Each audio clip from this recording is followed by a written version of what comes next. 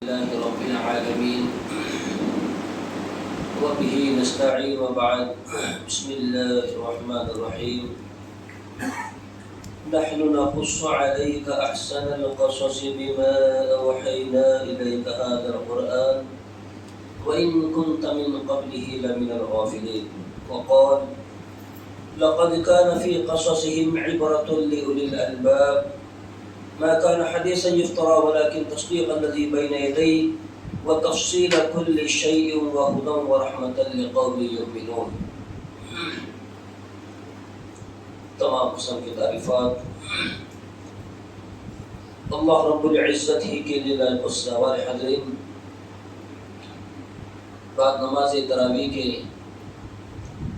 درس قرآن کے سلسلے میں ہم لوگ جن پاروں کی مختصر تفسیر یا خلاصہ سن رہے ہیں، تو اس میں آج کی تراویح کے اندر 13واں پارہ آدھا اور 14واں پارہ پون ہو گیا ہے. تو 13واں پارہ اور 12واں پارہ جس میں سورہ یوسف کو بیان کیا گیا ہے، یعنی حضرت یوسف علیہ السلام کا جو قصہ ہے، وہ قصہ جو ہے عام کہانیوں یا عام قصوں کی طرح وہ قصہ نہیں ہے، بلکہ اللہ رب العزت نے اس سورہ مبارکہ کی اسٹارٹ کی جو آیتیں ہیں اس میں بیان کیا نحن نقص علیک احسن القصص بما اوحینا الیک ھذا القرآن. اس قرآن کے ذریعے سے ہم آپ کی طرف جو بھی وحی نازل کر رہے ہیں تو اس میں ہم آپ کے سامنے سب سے بہترین قصے کو بیان کر رہے ہیں. نحن نقص علیک احسن القصص، احسن القصص یعنی سب سے بہترین قصہ جو ہے اللہ بیان کر رہے ہیں اللہ کے رسول صلی اللہ علیہ وسلم کی طرف. اور دوسرے نمبر پر اس سورہ مبارکہ کی جو سب سے آخری کی آیت ہے، پہلی آیت میں اللہ نے کہا کہ ہم بہترین قصہ آپ کے سامنے بیان کر رہے ہیں، اور آخری آیت میں اللہ نے کہا کہ لقد كان في قصصهم عبرة لأولي الألباب، کہ ان سارے قصوں میں، ان سارے واقعات میں ہم نے جو ہے بہت ہی زبردست عبرتیں اور نصیحتیں رکھی ہوئی ہیں. کن کے لیے؟ لِأُولِي الْأَلْبَابِ، عقل رکھنے والوں کے لیے. تو شروع کی آیتیں اور آخری کی آیت مبارکہ ہم کو یہ بتلا رہی ہے کہ یہ قصہ جو ہے من جانب اللہ نازل شدہ ہے، اور اس قصے کے اندر بہت ہی زبردست وعظ و نصیحتیں بیان کی گئی ہیں. تو حضرت یوسف علیہ السلام کا جو واقعہ قرآن میں بیان کیا گیا ہے، سورہ یوسف ہی ایک ایسی سورہ ہے جس میں حضرت یوسف علیہ السلام کے واقعے کو شروع سے آخر تک بیان کیا گیا ہے. ورنہ کسی بھی نبی کا واقعہ جو ہے قرآن مجید کے اندر کسی ایک ہی سورہ کے اندر بیان نہیں کیا گیا ہے. اب حضرت یوسف کا نام قرآن میں بہت سارے مقامات پر آیا ہے، لیکن آپ کی جو مکمل تفصیلی حالات زندگی ہیں وہ اسی سورہ کے اندر بیان کی گئی ہے. تو ابتدا کے اندر جب حضرت یوسف علیہ السلام چھوٹے تھے، انہوں نے خواب دیکھا انی رأیت 11 کوکبا والشمس والقمر رأیتهم لی ساجدین، کہ حضرت یوسف علیہ السلام نے خواب میں دیکھا کہ 11 ستارے اور سورج اور چاند جو ہے ان کو سجدہ کر رہے ہیں. تو یہ خواب حضرت یوسف علیہ السلام نے جو ہے اپنے والد محترم کے سامنے رکھا. تو ان کے والد جو خود نبی تھے حضرت یعقوب علیہ السلام، تو انہوں نے حضرت یوسف سے کہا کہ دیکھو یہ قصہ جو ہے تم اپنے بھائیوں کے سامنے بیان نہ کرنا. شیطان جو ہے انسان کا کھلا دشمن ہے، ہو سکتا ہو تم سے کسی بھی طرح کی کوئی بھی دشمنی نبھائے گی. اور حضرت یوسف علیہ السلام کے اعلیٰ اور عمدہ اخلاق اور آپ کی حسن صورت یعنی غیر معمولی حسن صورت جو ہے اللہ رب العزت نے حضرت یوسف علیہ السلام کو عطا کی، بہت زیادہ خوبصورت تھی۔ تو اسی دو چیزوں کی وجہ سے حضرت یعقوب جو ہے حضرت یوسف علیہ السلام سے بہت زیادہ محبت کرتے تھے۔ تو یہی محبت تھی جو بھائیوں کو چبھتی تھی، چنانچہ بھائیوں نے جو ہے حضرت یوسف علیہ السلام کے ساتھ میں فریب اور مکاری کرنے کا ارادہ کیا، اور جیسے تیسے جھوٹ موٹ کی قصہ کہانی بنا کر جو ہے حضرت یوسف علیہ السلام کو ایک گہرے کنویں کے اندر ڈال دیا گیا۔ مختصر میں بیان کر رہا ہوں۔ کنویں میں ڈالنے کے بعد وہ لوگ وہاں سے چلے گئے اور اپنے باپ کو آ کر ایک جھوٹی کہانی سنائی کہ ہم لوگ جو ہے کھیل کود میں مصروف تھے اور ایک بھیڑیا آیا اور بھیڑیا نے یوسف کو جو ہے لے کر چلا گیا ہے۔ اب اس کے بعد میں کچھ مسافر اس راستے سے گزر رہے تھے جس کنویں کے اندر حضرت یوسف موجود تھے، انہوں نے جو ہے پانی کی غرض سے اس کنویں کے اندر ڈول ڈالا، تو ڈول میں جو ہے حضرت یوسف علیہ السلام بیٹھ گئے اور انہوں نے اس ڈول کو اوپر کھینچ لیا۔ جیسے حضرت یوسف کو انہوں نے دیکھا تو کہنے لگے قال یا بشرا ھذا غلام، اے میرے قبیلے، اے میرے ساتھ کے لوگوں، خوشی کی بات ہے، خوشی کی بات ہے کہ اس نوجوان کو، اس غلام کو دیکھیں کہ یہ نوجوان جو ہے ہمارے ہاتھ آیا ہے۔ خوش ہو گئے، کیوں تو وہ جو چیز تھی وہ بازار میں بکنے والی چیز تھی۔ پہلے لوگ جو ہے بچوں کو یا پھر لڑکیوں کو جو ہے بازاروں کے اندر بیچ دیا کرتے تھے، اب ان لوگوں نے جو حضرت یوسف کو لا کر مصر کے بازار میں بیچ دیا۔ عزیز مصر نے تھوڑی سی قیمت میں حضرت یوسف علیہ السلام کو خرید لیا۔ اب حضرت یوسف جو ہے اپنے بچپنے سے جوانی میں پہنچ گئے۔ جوانی میں پہنچے تو عزیز مصر کی بیوی جو ہے حضرت یوسف کی خوبصورتی، پرسنالٹی یا جو بھی ان کے اندر خوبیاں تھی، ان خوبیوں کی وجہ سے وہ ان پر جو ہے فریفتہ ہو گئی، ان کو دل سے چاہنے لگی، اور یہ چاہت اس مقام تک پہنچی کہ وہ حضرت یوسف علیہ السلام کو جو ہے بدکاری کی دعوت دینے پر مجبور ہو گئی۔ حضرت یوسف سے کہا کہ مجھ سے بدکاری کر، لیکن اللہ کے چونکہ نبی تھے اور اللہ کو ان کے ذریعے سے جو ہے امت کو بہت بڑا پیغام دینا تھا ہم لوگوں کے لیے، اللہ نے حضرت یوسف کو اس کے فریب اور مکاری سے بچا لیا، اور عزیز مصر کو جب حقیقت معلوم ہوئی تو اس نے جو ہے حضرت یوسف کو بدنامی کے ڈر سے جو ہے جیل کے اندر لے کر چھوڑ دیا۔ اب حضرت یوسف علیہ السلام جیل میں رہنے لگے، تو جیل ہو یا دنیا کی کون سی بھی مصیبت کی کوٹڑی ہو، ایک انسان جس کی زندگی کا مقصد اور جس کے زندگی کا جو ٹارگیٹ اللہ کی طرف سے دے دیا جاتا ہے تو وہ اس کو کسی بھی حال میں جو ہے پورا کرنے لگتا ہے۔ اب جیل جو ہے کوئی بھی نہیں چاہتا کہ میں جیل میں جاؤں، اور جیل میں جانے کے بعد بیوی بچوں کی یاد، گھر والوں کی یاد اور کاروبار، ساری جو چیزیں ہیں وہ ختم ہو جاتی ہیں۔ لیکن حضرت یوسف علیہ السلام جو ہے جیل میں بخوشی رہنے لگے، تو ان کے زندگی کا جو مقصد اور مشن تھا اس کو وہاں پر وہ بھولے نہیں، بلکہ وہاں بھی حضرت یوسف جو ہے اپنے ساتھ کے قیدیوں کو جو ہے دعوت دینا شروع کر دی ہے۔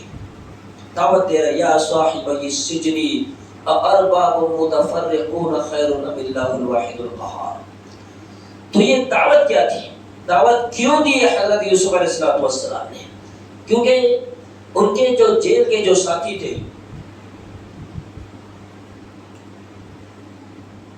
انہوں نے جو ہے خواب دیکھا اور حضرت یوسف علیہ السلام سے کہنے لگے کہ ہمیں اس کی تعبیر بتلائیے، ہو سکتا کچھ اوصاف یا نبی ہونے کی کچھ علامتیں انہوں نے حضرت یوسف میں دیکھی ہوگی۔ حضرت یوسف سے تعبیر مانگی، حضرت یوسف نے تعبیر بتلا دی۔ اب ان کی جیل کے اندر جو ہے دوستی ہو گئی، جس طرح آج شیخ نے درس کے اندر بھی بتلایا ہے کہ جب ہمیں غیر قوم کے سامنے دعوت کو پیش کرنا ہے تو ہمارے کچھ احسانات، ہماری کچھ ہمدردیاں جو ہے اس کے ساتھ میں رہنی چاہیے۔ حضرت یوسف کی ہمدردی تھی، حضرت یوسف شروع ہو گئی یا صاحب السجن ارباب متفرقون خیر ام اللہ الواحد القہار۔ اور اس کے بعد میں جب یہ ساتھی جو ہے دعوت کا یہ پیغام اور اپنے خواب کی تعبیر لے کر آزاد ہو گئے، اسی دوران جو ہے عزیز مصر نے، وہاں کے جو بادشاہ تھے، انہوں نے خواب دیکھا۔ اب خواب دیکھنے کے بعد وہ پریشان ہو گئی، یہ بڑا عجیب و غریب خواب ہے، کیسا میں نے خواب دیکھ لیا ہے۔ اب اپنے مصاحبوں سے کہنے لگے کہ میرے اس خواب کی جو ہے مجھے تعبیر بتلاؤ۔ اب یہ جیل کے ساتھی جو ہے حضرت یوسف علیہ السلام کے پاس آئے اور خواب کی تعبیر لے کر جو ہے وہ وہاں پہنچ گئے، اور جب اس کو تعبیر وغیرہ سنائی، جب سارے معاملات اس بادشاہ کے سمجھ میں آ گئے کہ سارا یہ تو بالکل سچی تعبیر ہے، یہ جس نے بھی بتلائی ہے وہ اللہ کا کوئی نیک بندہ ہو سکتا ہے۔ اس نے حضرت یوسف علیہ السلام کو جیل سے آزاد کرا دیا، اور اس کے بعد میں جو ہے حضرت یوسف علیہ السلام جو ہے وہاں کے خزانوں کے مالک بنا دیے گئے۔ تو یہ مختصر قصہ حضرت یوسف علیہ السلام کا جیل سے رہائش کے بعد تک تھا۔ اب اس کے بعد میں آس پاس کے علاقوں میں جب غلے کی کمی واقع ہونے لگی، حضرت یوسف علیہ السلام کے بھائی جو ہے مصر پہنچے کہ ہو سکتا کوئی امیر، کوئی مالدار آدمی جو ہے ہماری مدد کرے، اور ہمارا اتنا بڑا قبیلہ قربا، اتنے سارے بچے کچے، ہمیں کھانے کے لیے کچھ مل جائے گا۔ اب یہ حضرت یوسف علیہ السلام کے دربار میں پہنچے۔ حضرت یوسف نے دیکھا تو پہچان گئے کہ یہ میرے بھائی ہیں، لیکن انہوں نے ظاہر نہیں کیا۔ پھر حضرت یوسف علیہ السلام جو ہے وہ ساری چیزوں کو نارمل بنانے کے لیے حضرت یوسف نے وہاں پر ایک چال چلی۔ حضرت یوسف نے جب ان کو غلہ دیا تو سب سے چھوٹے والے جو بھائی تھے حضرت یوسف کے، حضرت بنیامین، ان کے سامان کے اندر جو ہے حضرت یوسف نے اپنے پانی پینے کا پیالہ جو ہے چھپا دیا، اور اس کے بعد میں اعلان کر دیا گیا کہ بادشاہ کا جو پیالہ ہے وہ چوری ہو گیا ہے۔ اب جتنے بھی قافلے والے نکل رہے تھے غلہ لے کر، سب کو روک دیا گیا، اور اس کے بعد میں تلاشی لی گئی تو حضرت یوسف کے بھائی کے تھیلے کے اندر جو ہے وہ پیالہ نکلا۔ اب اس کی سزا کیا ہونی چاہیے؟ اعلان ہوا ہے کہ اس کی سزا وہی ہوگی جس نے وہ چرایا ہے، اس کو روک لیا جائے گا۔ اب بھائی منت سماجت کرنے لگے کہ بھائی یوسف دیکھیے عزیز مصر، اس سے پہلے بھی جو ہے ہمارا ایک بھائی تھا، اس کا نام یوسف تھا، اس نے بھی ایسی ہی چوری کی تھی، اس لیے وہ چلا گیا ہے، اس کا کوئی پتہ نہیں ہے، اور یہ بھی اس کا بھائی، اس نے بھی چوری کی ہے، لہٰذا تم اس کو چھوڑ دو، اس کی جگہ پر ہم میں سے کوئی بڑا رک جاتا ہے۔ کہنے لگے کہ نہیں، جس نے چوری کی ہے، جس کے سامان میں یہ سامان ملا ہے، اسی کو یہاں پر روکا جائے گا۔ حضرت بنیامین کو روکا گیا، اور اس کے بعد میں یہ لوگ جو ہے اپنے باپ کے پاس میں گئے اور حضرت یعقوب کو سارے احوال سے بتلایا کہ ایسا ایسا ہو گیا ہے، بنیامین نے پیالہ چوری کیا تھا اور اس کو وہاں کے بادشاہ نے جو ہے روک لیا ہے۔ اب باپ چونکہ حضرت یوسف علیہ السلام کے غم میں اندھے ہو چکے تھے، رونے لگے، کیا کر سکتے ہیں، غیب کا تو کوئی علم تھا نہیں۔ اب اس کے بعد میں حضرت یوسف علیہ السلام نے اپنے بھائیوں کو جاتے جاتے جو ہے اپنا قمیص دیا کہ تمہارے والد کے چہرے پر اس قمیص کو ڈال دینا۔ بھائی گئے، حضرت یعقوب جو ہے حضرت یوسف علیہ السلام کی قمیص کی خوشبو کو جان گئے، اور جیسے ان کے چہرے پر وہ قمیص ڈالا گیا ان کی آنکھیں اچھی ہو گئی، اور اس کے بعد میں ان کے والدین جو ہے سارے بھائی حضرت یوسف علیہ السلام کے پاس میں آ کر رہنے بسنے لگ گئے۔ تو یہ مختصر جو ہے قصہ یوسف تھا، لیکن اس قصے کے اندر کیا کیا عبرتیں ہیں جس سے ہمیں فائدہ اٹھانا چاہیے۔ پہلی چیز، مصیبت کے بعد جو ہے اللہ تبارک و تعالی انسان کو راحت دے دیتے ہیں۔ پہلی چیز دین کے معاملے میں خصوصاً جب انسان پر مصیبت آ جائے تو اس مصیبت کے بعد میں جو ہے کچھ نہ کچھ بشارتیں، کچھ نہ کچھ راحتیں انسان کو مل جاتی ہیں۔ اور دوسری چیز، حسد جو حضرت یوسف کے بھائیوں نے کیا تھا وہ خطرناک بیماری ہے، اس بیماری ہی کی وجہ سے وہ حضرت یوسف کے خلاف ہوئے، اور پھر اسی وجہ سے وہ حضرت یوسف علیہ السلام کے سامنے جو ہے شرمندہ کر دیے گئے۔ تو حسد جو ہے یہ خطرناک بیماری ہے۔ اور تیسری چیز، اچھے اخلاق جو ہے حضرت یوسف علیہ السلام کے جو اعلیٰ اور عمدہ اخلاق تھے، اچھے اخلاق انسان کو کہیں بھی کام آتے ہیں۔ انسان نے جو ہے اپنی زندگی کے کسی بھی موڑ پر اپنی حیثیت کو اور اپنے مقام اور مرتبے کو نہیں بھولنا چاہیے۔ اگر گناہ کا اگر موقع آ بھی جاتا ہے اور شیطان اور نفس اس پر غالب آ کر اس کو اگر گناہ کی دعوت دیتا ہے، تو وہاں پر ہمارے اعلیٰ اخلاق کا تقاضا یہ ہے کہ ہم گناہوں سے باز آ جائیں۔ تو یہ گناہوں سے باز آ جانا یہ اللہ کی طرف سے بہت بڑی نعمت ہے، ورنہ گناہ سے بچنا کسی کا بس کی بات نہیں ہے۔ جس کو اللہ بچا لے وہی بچ سکتا ہے۔ تو اچھے اخلاق جو انسان کو کبھی بھی کام آتے ہیں۔ چوتھی چیز پاک دامنی، یعنی اپنے آپ کو ہر کبیرہ گناہوں سے بچا کر پاک و صاف رکھنا، یہ عمل جو ہے تمام تر بھلائیوں کا سرچشمہ ہے۔ حضرت یوسف جو ہے پاک دامن تھے، اللہ نے کہاں پہنچا دیا ہے۔ تو بدی جو ہے، برائی جو ہے انسان کو ہمیشہ ذلت اور رسوائی کے گڑھے میں ڈالتی ہے، لیکن پاک دامن انسان کو جو ہے بھلائیوں کی طرف لاتی ہے۔ پانچویں چیز نامحرم مرد اور عورت کا اختلاط تنہائی میں نہیں ہونا چاہیے۔ نامحرم مرد عورت جو ہے تنہائی میں نہیں ملنا چاہیے۔ شیطان جو ہے دونوں میں سے کسی کو بھی بنا سکتا ہے۔ چھٹی چیز ایمان کی برکت سے مصیبت آسان ہو جاتی ہے، بہت بڑی چیز ہے۔ کسی انسان کے پاس میں ایمان ہو اور اس ایمان پر وہ قائم رہ کر اس کے تقاضوں کو پورا کرے، تو اس کی برکت سے جو اللہ تبارک و تعالیٰ بہت ساری مصیبتوں میں آسانی ڈال دیتے ہیں۔ اور ساتویں چیز معصیت پر مصیبت کو ترجیح دینا چاہیے۔ معصیت یعنی گناہ اگر انسان کے سامنے آ جائے تو اس گناہ میں پڑنے کے بجائے انسان جو ہے اس کے بدلے میں کوئی دوسری مصیبت مول لے لے، اس طرح حضرت یوسف نے کی۔ گناہ سے بچے اور اس برائی سے بچ کر انہوں نے جو ہے جیل کے پیچھے اپنی زندگی کاٹنا گوارا کر لی۔ تو معصیت پر مصیبت کو ترجیح دینی چاہیے۔ آٹھویں چیز داعی جو ہے جیل میں بھی دعوت دیتا ہے، تو جیل میں بھی دعوت دیتا ہے اور جیل کے علاوہ جتنے بھی مقامات اس کے زندگی میں آتے رہتے ہیں، وہ ٹرین میں ہو، سفر میں ہو، حضر میں ہو، مسجد میں ہو، مدرسے میں جہاں کہیں بھی ہو، داعی کا کام رہتا ہے کہ وہ چیز اس کو جو ہے چین سے بیٹھنے نہیں دیتی۔ اور نویں چیز ایسی جگہوں سے انسان کو بچنا چاہیے جہاں پر تہمت لگائی جا سکتی ہے۔ تہمت کی جگہوں سے انسان کو بچنا چاہیے، وہاں اس کو ایسا اندیشہ لگے کہ بھائی میں اگر یہاں پر اگر جاتا ہوں تو یہ چیز میرے لیے ڈینجر ہو سکتی ہے، تو ویسی جگہوں پر جانے سے بچنا چاہیے۔ اور 10ویں چیز جو حق پر تھا اس کی سب نے شہادت دی، حق پر جو تھا اس کی سب نے شہادت دی، اللہ تعالیٰ نے دی، خود حضرت یوسف نے دی، عزیز مصر نے دی، عزیز مصر کی بیوی نے دی، اور مصر کی ساری عورتوں نے اور عزیز مصر کے خاندان کے سارے لوگوں نے حضرت یوسف علیہ السلام کی پاک دامنی کی شہادت دی۔ تو حق پر جو ہوتا ہے تو اس کی اللہ تبارک و تعالیٰ جو ہے ضرور مدد کرتا ہے۔ اور اسی سورہ مبارکہ کے اندر ایک آیت کریمہ ایسی بھی ہے جس پر ہر مومن مسلمان کو غور کرنا چاہیے۔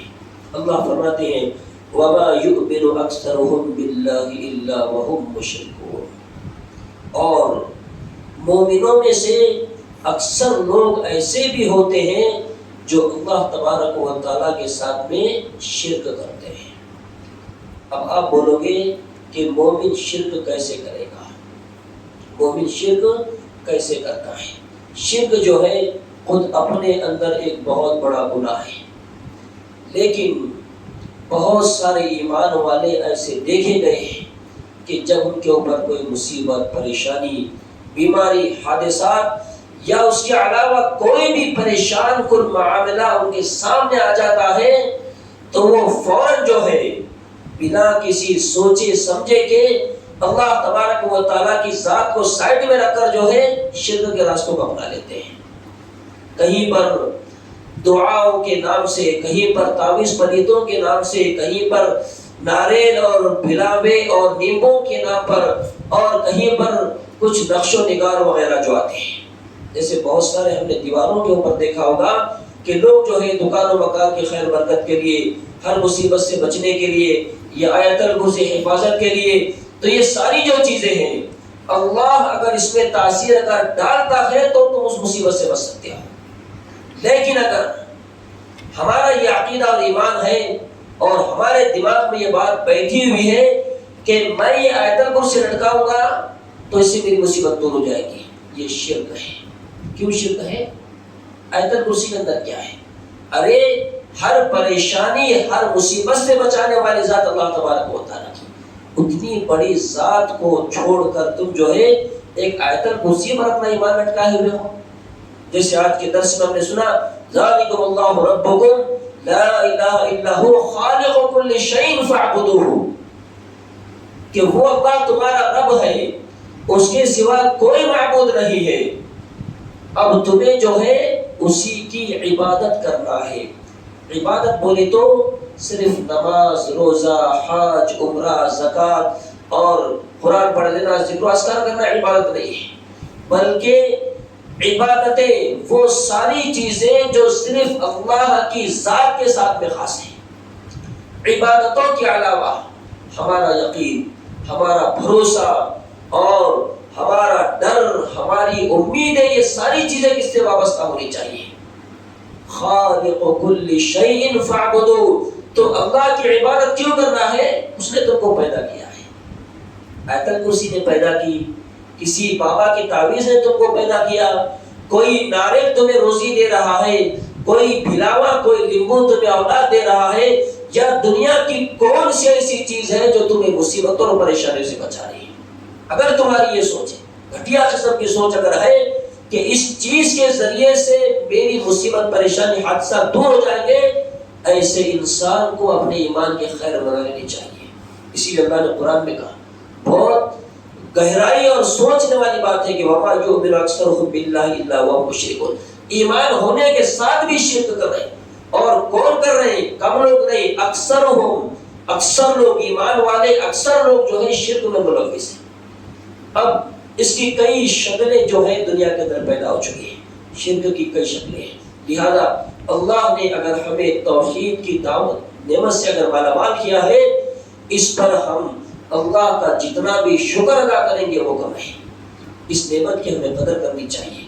اس نعمت کے بغیر دنیا اور آخرت کی کوئی بھی کامیابی ممکن نہیں ہے. انسان کامیابی، آخرت کی کامیابی تو ناممکن سی بات ہے. شرک کرنے والا کسی حال میں بخشا نہیں جائے گا. لہذا اس نعمت کی قدر کرے کہ اللہ نے ہمیں اہل توحید بنایا ہے، اور اس نعمت کی قدر کرتے ہوئے اللہ رب العزت کا ہم اس پر شکر ادا کرے کہ اللہ تو نے جس نعمت سے ہمیں مالا مال کیا ہے، اس توحید کی نعمت کی قدر کرنے اور پوری مضبوطی کے ساتھ میں اس پر جمنے کی ہم تمام کو توفیق عطا فرمائے. اللہ رب العالمین ہر طرح کے شرک سے، کفر سے، بدعات و خرافات سے اور چھوٹی اور گھٹیا سوچوں سے ہم تمام مسلمانوں کی حفاظت فرمائے. آمین. وآخر دعوانا الحمدللہ رب العالمین. والسلام علیکم ورحمۃ اللہ وبرکاتہ.